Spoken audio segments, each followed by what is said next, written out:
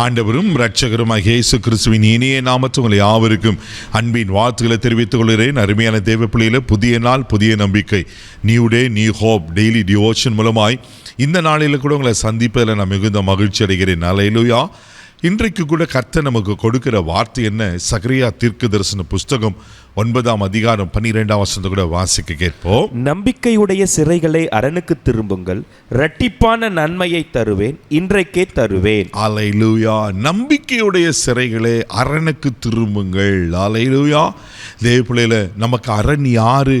ஆண்டவர் தானே. ஆமேன். ஒருவேளை நீங்கள் நம்பிக்கையற்று என் வாழ்க்கையில் இது நடக்காதா, இனி அவ்வளோதான், அதுக்கு நோ ஹோப், நம்பிக்கை கிடையாது, இனி எனக்கு நடக்காது, எனக்கு திருமணம் நடக்காது, இனி எனக்கு வேலை கிடைக்காது, என் பிள்ளைக்கு இந்த குறிப்பிட்ட காலேஜில் சீட்டு கிடைக்காது, ஒருவேளை பல விதமான காரியங்களை நீங்கள் நம்பிக்கை அற்று போய் நீங்கள் சோர்ந்து போய் காணப்படுவீங்கன்னா, பிரதர் 1 வருஷமா 2 வருஷமா சில வருஷங்களாக நான் காத்திருக்கிறேன், நான் காத்திருந்த ஒரு பிரயோஜனம் இல்லை, எனக்கு நம்பிக்கையே போயிடுச்சு பிரதர் அப்படி நீங்கள் கலங்கி கொண்டிருப்பீங்கன்னா, இன்னைக்கு உங்களை பார்த்து ஆண்டவர் சொல்றாரு, நம்பிக்கையுடைய சிறைகளை உங்கள் நம்பிக்கை விட்டுறாதீங்க. ஆமேன். ஆண்டவர் மேலே இருக்கிற நம்பிக்கை விட்டுறாதீங்க. அவர் நிச்சயமாக உங்களுக்கு அற்புதங்களை செய்வார்.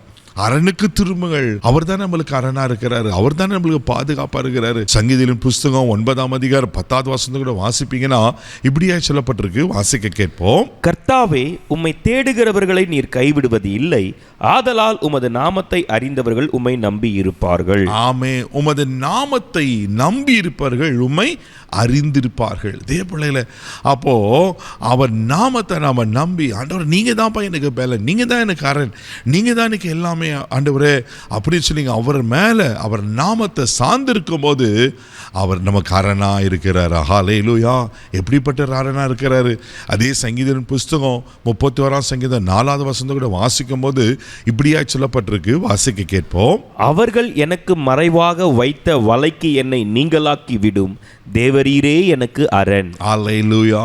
யாரெல்லாம் உங்களுக்கு வலைய வீசி கண்ணிகளை வைத்து உங்களை அழிக்கணும், உங்களுக்கு விரோதமான காரியங்களை செய்யணும், உங்களை எப்படியாவது உங்களை நிர்மூலமாக்கணும்னு நினச்சி பலவிதமான வலைகளை வீசியிருக்கலாம். இங்கே அழகாக சொல்லப்பட்டிருக்கு, தேவரீரே எனக்கு அரண், நீங்கள் தான்ப்பா எனக்கு அரண். அதே பிள்ளைல அவர் உங்களுக்கு அரணாக இருக்கிறாரு. ஆமேன்.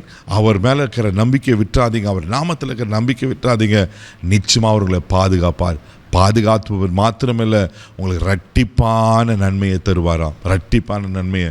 வேதத்தில் அழகான ஒரு சம்பவம் இருக்கும். லூக்கா எழுதின சுவிசேஷம் 5ஆம் அதிகாரம் 3ஆம் வசனத்தை கூட வாசிக்க கேட்போம். அப்பொழுது அந்த படவுகளில் ஒன்றில் ஏறினார், அது சீமோன் உடையதாய் இருந்தது.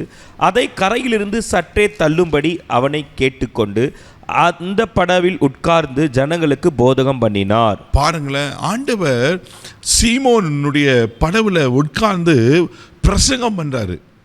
பேதுரு ஒரு படவு தான் கொடுத்தார். ஆனால் நடந்தது என்ன தெரியுமா? நீங்கள் தொடர்ந்து வாசிக்கும் போது அங்கே ராத்திரி முழுதும் பேதுரு மீன் பிடிக்க போய் பிரயாசப்பட்டிருப்பார்.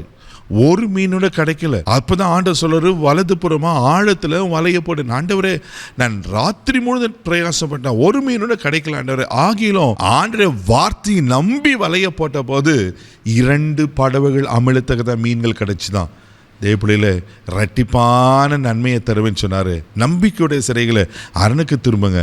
அவர் தான் நமக்கு அரணாக இருக்கிறல்ல, அவரை மேலே நம்பிக்கை வைங்க. அவர் நிச்சயமாக உங்களுக்கு இரட்டிப்பான நன்மையை தருவார். ஆவிக்குரிய ஆசீர்வாதம், பூமிக்குரிய ஆசீர்வாதம் எல்லாவற்றையும் உங்களுக்கு தருவார். உங்களை இரட்டிப்பாய் ஆசீர்வதிப்பார். கண்களை மூடி நம்ம ஜெபம் பண்ணலாம். அன்பு தகப்பனே, உமக்கு நன்றி சொல்லி உம்மை துதிக்கிறோம், உம்மை ஸ்தோத்திரப்பா. ஆண்டவரே, யாரெல்லாம் நம்பிக்கையற்று போய் ஆண்டவரே உமக்கு ஸ்தோத்திரம், இனி அவ்வளோதான் அப்படின்னு முற்றுப்புள்ளி வைத்திருப்பாங்கன்னா, அப்பா இந்த நம்பிக்கைக்கு ஆண்டவரே உமக்கு ஸ்தோத்திரம். ஆண்டவரே, புதுப்பிப்பீராக நிச்சயிக்கிறோம். ஆண்டவரே உமக்கு நன்றி அப்பா. என்னென்ன காரியத்தில் தோல்விட்டு இருக்கிறாங்களோ அற்புதங்களை செய்யுங்க. இரட்டிப்பான நன்மையை தரும்படியாக ஜெபிக்கிறேன். இன்றைக்கே தருவேன் சின்ன கர்த்தர். இன்னைக்கு நீங்கள் தாங்கப்பா, இன்னைக்கே செய்யுங்கப்பா.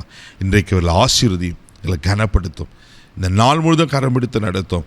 எல்லா தோல்விகள் ஜெயமாய் மாறட்டும். கிருபை கொப்பு கொடுறேன் இயேசுவின் மூலம் ஜெபம் பிதாவே, ஆமென். இரட்டிப்பான நன்மையை தருவார். தைரியமாக போங்க. God bless you.